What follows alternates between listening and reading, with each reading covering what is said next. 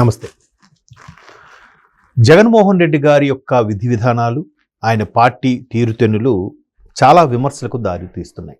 ఎందుకు దారితీస్తున్నాయంటే 11 సీట్లతో పరిమితమయ్యారు, 11 సీట్లకే. సో ఆయనకి ప్రతిపక్ష హోదా దక్కలేదు. ఎందుకంటే నాకు తెలిసి 175 సీట్లు, అందులో 10% అంటే కనీసం 18, ఇప్పుడు 17 అయినా ఉండాలి. సో అన్ని లేవు, 11కే పరిమితమయ్యాయి, ఇవ్వలేదు. So what? మీరు సింహం కదా, అన్న తోపు కదా, సింగిల్గానే వెళ్తాడు కదా, ఎక్కడికి వెళ్ళినా బరిలో దిగడం, సింగిల్గా వెళ్ళడం, సభకి సింగిల్గా వెళ్ళడం ఎందుకు వెళ్ళకూడదు? వాళ్ళు 11లో 10 మంది రాకపోయినా మీరు వెళ్ళాలి, వెళ్ళి తీరాలి. ఎందుకంటే స్వయంగా ఒక మహిళా నాయకురాలు మీ తోడబుట్టిన చెల్లెలే ఆవిడ సవాలు విసిరింది. నేనే కానీ కాంగ్రెస్ తరపున ఆ ఒక్క సీటు గెలుచుకొని ఉంటే నేను ఖచ్చితంగా సభకి వెళ్తా, మాట్లాడతా. ఇవాళ ఎవరా, రేపు ఎవరా, 10 రోజుల తర్వాత నాకు ఇస్తారుగా మైకు, ఎందుకు ఇవ్వరు? ఇంకో బెస్ట్ ఎగ్జాంపుల్ అక్బరుద్దీన్ ఓవైసీ గారు ఉన్నారు ఇక్కడ, ఎంఐఎం తరపున శాసనసభాపక్ష నేత. మరి ఆయన ప్రధాన ప్రతిపక్ష హోదా ఉన్నాడా? కాదు కదా. ఎప్పుడు 6, 7 గెలుస్తుంటారు, అది ఫిక్స్. అది ఆయనకు కూడా ఒక స్థానం ఇస్తారు, ఫ్రంట్ రోలోను సెకండ్ రోలో ఏదో ఇస్తారు. సమయం సందర్భం వచ్చినప్పుడు మాట్లాడతాడు. ఆయన నియోజకవర్గాల్లో ఓల్డ్ సిటీ విషయం లేకపోతే ఇంకేమైనా విషయమో అడుగుతాడు. మీరు అలా వెళ్ళొచ్చు కదా.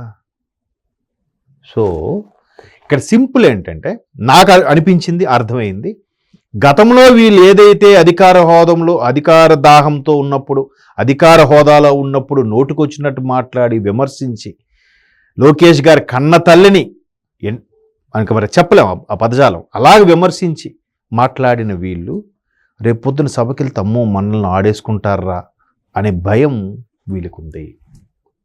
మరి ఎమ్మెల్సీలు ఎందుకు వెళ్తున్నారు అంటే అక్కడ బలం ఎక్కువ ఉంది కాబట్టి మనం ఎదుర్కోగలమని. మరి అన్న సింగిల్ అయిన సింహం కదా, అన్న ఇప్పుడు సింగిల్గా వెళ్తాడు కదా, మరి అన్న ఒక్కడైనా వెళ్ళొచ్చు కదా, 10 మంది తోడు లేకపోయినా ఒక్కడైనా వెళ్ళొచ్చు కదా, ఎందుకు వెళ్ళడం లేదు? సరే, మైక్ ఇవ్వాలి, ప్రతిపక్ష హోదా ఇవ్వాలి, ముఖ్యమంత్రికి ఇచ్చే అవర్స్ ఈయనకు కూడా అవర్స్ ఇచ్చేయాలి.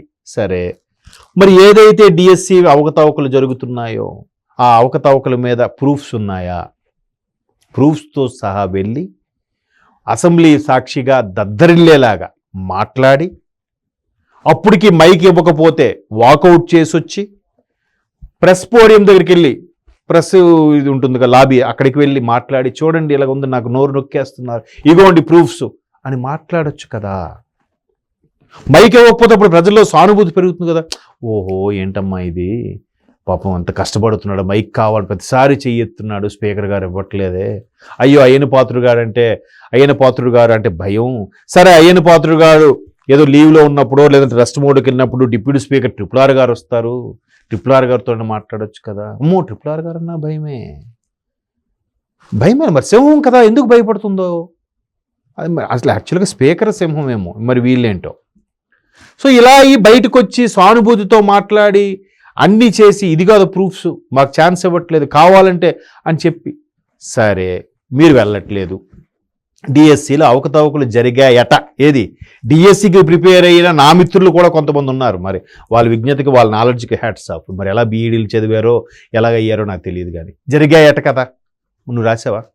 నువ్వు ఎప్పుడో చెయ్యావా? లేదే. నాకు తెలిసిన మా కొలీగ్ వాళ్ళ వదిన గారు, నాకు తెలిసిన నా మిత్రుడు వాళ్ళ తమ్ముడు భార్య, ఇంకోడు ఫ్రెండ్ తాలూకు బావమరిది, 3 డిఎస్సి కొట్టారు. ఫస్ట్ డిఎస్సిలో 6,000 పోస్టుల్లో, మళ్ళీ ఇప్పుడు మెగా డిఎస్సి మరొక 3,000 పోస్టులు. నిజంగా అదేదో అవకతవకలు జరిగాయని చెప్పి బయట రాద్ధాంతం చేసి ప్రజల్ని రెచ్చగొట్టేసి, లేదు ఇంకా ఉంది అంటే ఇంకా కొన్ని బ్యాచెస్ ఉంది కదా, రూపాయల బ్యాచ్, వాళ్ళందరికీ ట్యూన్ చేసి ఆ కొద్ది మందిని ఆకర్షించుకొని అలాగ కాపాడుకోవడానికి, ఆ కొద్ది మంది ఓటు బ్యాంకును కాపాడుకోవడానికి రచ్చరచ్చ రాజకీయాలు కాకపోతే మరి కోర్టుకి వెళ్ళొచ్చు కదా. సైలెంట్గా రెచ్చగొట్టేయడం, ఇలా చెప్పడం, స్టేట్మెంట్ ఇచ్చేయడం, వెళ్ళి మళ్ళీ బయట రోడ్డు మీదకి వచ్చి చేసేది ఉండదు, మళ్ళీ ప్యాలెస్లోకి వెళ్ళిపోవడమే. అంటే ఇవన్నీ క్లియర్గా లోకేష్ గారు ఏమన్నారు, ఫస్ట్ డిఎస్సి 6,000 చేంజ్ ఎంతో పోస్టులు ఇచ్చాము, నెక్స్ట్ ఇప్పుడు మళ్ళీ డిఎస్సి చేస్తున్నాం, మేమున్నప్పుడు ఖచ్చితంగా మేము అనుకున్న ఆ 16,000 పోస్టులు ఏవి ఉన్నాయో ఈ గవర్నమెంట్ మిగిలిన ఈ 3 ఏళ్లలో ఖచ్చితంగా చేసి తీరుతాం. మీకు సత్తా ఉంటే, నిజంగా మీ వాదనలో పస ఉంటే మీరు రండి, అసెంబ్లీకి ప్రూఫ్స్తో సహా రండి. ప్రూవ్ చేయండి. ప్రూవ్ చేసి డిఎస్సి మొత్తానికి డిఎస్సి ఆపించేయండి. మిగతా వాళ్ళు పొట్ట కూడా కొట్టేయండి. మీకు అదే కదా. ఎందుకంటే ఎవ్వడు బాగుపడకూడదు, ఎవ్వడు ఉద్యోగం తెచ్చుకోకూడదు, ఎవ్వడు ఎక్కడ ఏ కంపెనీలో జాయిన్ అవ్వకూడదు. మేము ఇచ్చే బటన్ నొక్కాలి, మేము ఇచ్చే చిల్లర తీసుకోవాలి, 5 ఏళ్ళకి ఒకసారి రోడ్డు మీదకి వచ్చి ఓటేసి మళ్ళీ వెళ్ళిపోవాలి. ఇదే కదా. అమ్మో మిగతా వాడు మేధావి అయిపోయి నాయకుడు అయిపోతే, వాడు డెవలప్ అయిపోతే మన మాట వింటాం. మనం ఇచ్చే చిల్లర తీసుకునే ఉండాలాడు. దానికి వీలు పెట్టే పేరు సంక్షేమం. దానికి వీలు పెట్టే పేరు మేము దయార్ద్ర హృదయంలో మా పాకెట్లోంచి ఇస్తున్నాం. మారాల్సింది ఆ కొద్ది మంది బ్యాచ్. నిజంగా కూటమి ప్రభుత్వం తప్పు చేసినా అడగండి, ప్రూఫ్స్తో సహా కడిగేయండి, కోర్టుకు వెళ్ళండి. ఇప్పుడు ఉండవల్లి గారు మార్గదర్శి కోసం సుప్రీంకోర్టు వరకు వెళ్ళలే. మరి మార్గదర్శి సేమ్ కడిగిన ముత్యంలా ప్రూవ్ చేసుకుందిగా. మరి మీరు కూడా అలాగే సుప్రీంకోర్టు వరకు వెళ్ళండి, అవకతవకలు జరిగాయండి. దానికోసం మంత్రి లోకేష్ గారు రాజీనామా చేయాలని చెప్పండి. దానికి సంబంధించి ప్రిన్సిపల్ సెక్రటరీకి కూడా భాగం అందులో లాగండి, మొత్తం కేసులు వేయండి. ఎక్కడ ఎందుకు వేయలేరు? ఓ వీళ్ళకున్న కేసులే తలనొప్పులుగా ఉన్నాయి, ఇవే తప్పించుకోలేకపోతారు, అవన్నీ ఇప్పుడు ఎందుకులే అనా? ఈ కొద్దిమంది బ్యాచ్ ఉంటారు కదా, జరిగిందట. నిన్నో మొన్నో పోల్ పెట్టారు, నిజంగా జరిగిందా, ఎంతమంది భావిస్తున్నారని 2-3 ఛానల్స్ పెడితే అవకతవక జరగలేదనే 80% పైచిలకు ఓటేశారు. ఇంకా జరిగింది అనే వాళ్ళు ఎంత ఉంది తెలుసా? 8, 4. ఒకసారి మాత్రం 11% ఇచ్చాడు ఎవడో. ఆడెవడో కొంచెం మేబీ ఎవరెవరు వెయ్యండ్రా జరిగిందని వెయ్యండ్రా అని ఎవడో చెప్పుంటాడు బహుశా. సో అంటే నిజంగా జరిగితే కడిగేయండి, సబ్జెక్ట్ నేర్చుకొని మాట్లాడండి. చేతకాక పర్సనల్ అబ్యూజ్ చేయడము, బాడీ షేములు చేయడము, పర్సనల్ కుటుంబ వ్యవహారాలకు వెళ్ళి భార్యని, తల్లిని, చెల్లిని దూషించడం, ఇది కాదు రాజకీయం. దాన్ని ఊరు భాషలో చెప్పాలంటే ఒక పెద్ద పదం ఉంది, అది అనకూడదేమో పదం. మీడియా అంటే on the record, off the record అనొచ్చేమో కానీ. సో అట్లాగా ప్రతీది కూడా సింగిల్గా వస్తుంది. సింహం, తురుము అని. నిజంగా సింహం అంటే నిజంగా పవన్ కళ్యాణ్ లాంటి వ్యక్తి 2 చోట్ల ఓడిపోయినా 3వ రోజు వచ్చాడు ధైర్యంగా. మీరు 11 గెలుచుకున్నారు కదా, మీరు తోపే కదా, సింహం కదా, రావాలి కదా. వస్తే ప్రభుత్వం ఇంకా ఒళ్ళు దగ్గర పెట్టుకుని పనిచేస్తుంది. అటువంటి చిన్న విమర్శ కూడా తావివ్వకుండా పనిచేస్తుంది.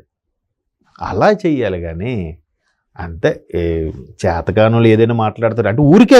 అంటే ఇలాగ రాద్ధాంతం చేయడం వల్ల కొంత ఇంకా గుర్రు బ్యాచ్ ఉంటుంది కదా, వాళ్ళైనా నమ్ముతారు, మన వెంట ఉంటారు, లేదా మన మొత్తం వెళ్ళిపోతారు. నెక్స్ట్ 29కి పార్టీ మనుగడ ఏంటి అనే ప్రశ్నార్థకంగా ఉన్న పరిస్థితుల్లో ఎట్లాంటి రాద్ధాంతం చేస్తున్నారు? ఇంటి పట్టును కూర్చొని, ఇంట్లో వాళ్ళ లెక్క. ఇంకంతే.